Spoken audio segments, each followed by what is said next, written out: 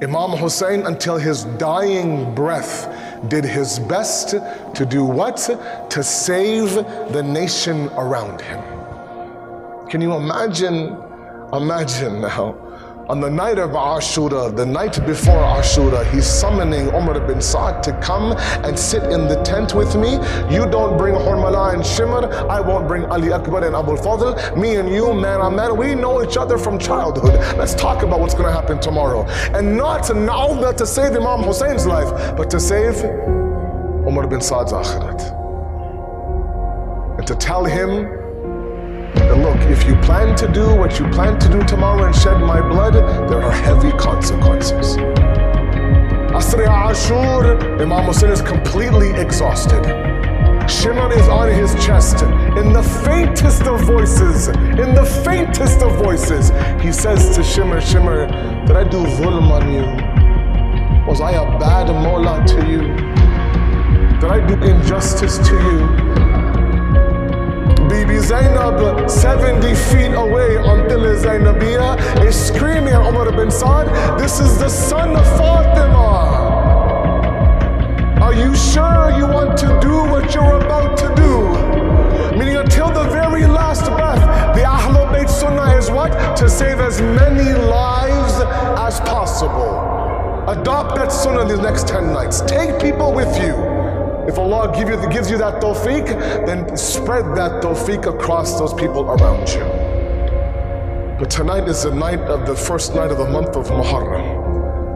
One riwayat we have from Alama Tabarisi, Sahib Tafsir Majmul Bayan. He says that I read about the greatness of the ashab of Imam Hussain, and I went to sleep with a little bit of doubt in my mind that how could it be that they claim that the Prophet didn't have ashab, Imam Ali didn't have ashab, Imam Mustafa didn't have ashab, the way that Abu Abdullah al-Hussein had ashab. How is it possible? And with that doubt, with that shak, I went to sleep, he says. And I woke up and I found myself in the Maidan of Kabala, facing in front of Imam Hussain, and my Mullah Hussain says, Tabarisi, I have a job and a role for you.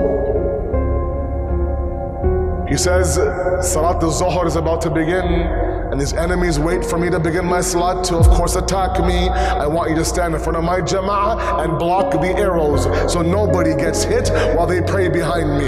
Tabarisi says, I was very happy. Mawla had a job for me, had a mission for me. I was worthy to be part of Imam Hussein's mission. Salat al-Zuhr begins. Tabarisi says, I stand there in front of the jama'at, Allahu Akbar, and a rain of arrows comes towards me. I see one arrow coming towards me right in front of my nose, and I duck to the point where that arrow hit the chest of my Mawla Hussain.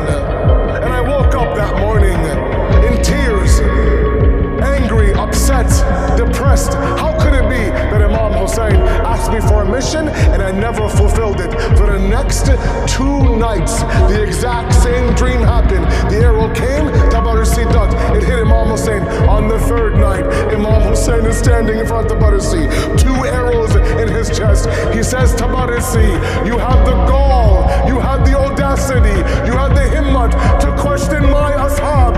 My ashab are those companions that when I began Salat al-Zuhr, Zuhair ibn Qayn, 22 different arrows he would block one by one, to the point when Imam Hussain says, Assalamu alayka wa rahmatullahi wa barakatuh.